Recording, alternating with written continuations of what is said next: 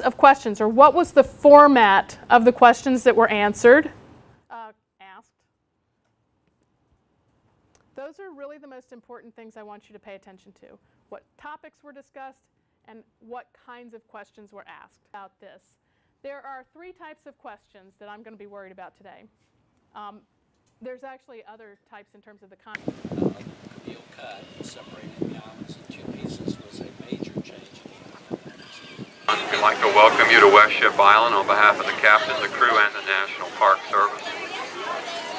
We're going to be docking in just a few minutes. Say your name and spell it for us, please. Yes, ma'am. My name is William Buckley, W-I-L-L-I-A-M, B-U-C-K-L-E-Y.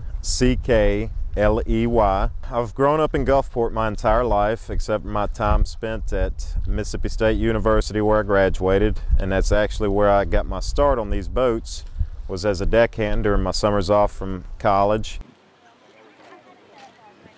Can you tell us your name and spell it for us, and tell us a little bit about yourself?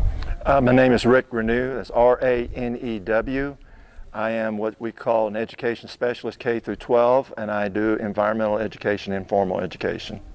Since then, have you noticed if the island has changed since your first visit?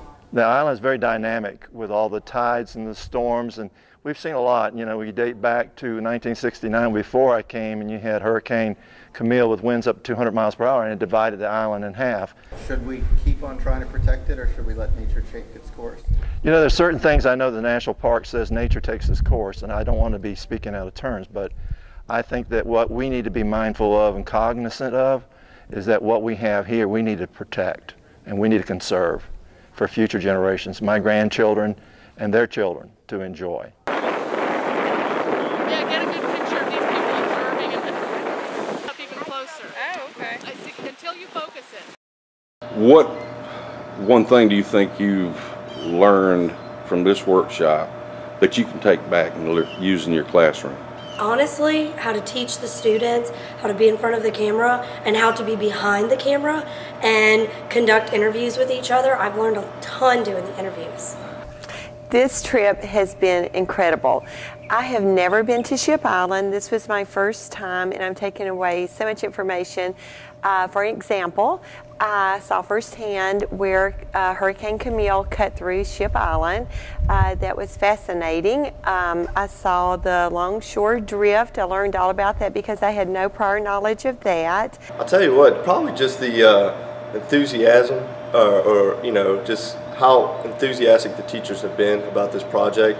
To me, the first thing I started thinking about is how I could use this oral history. I love oral history, and just going out at Ship Island and talking and just conversating with people that just really knew about the area. It was great to hear their stories, their memories.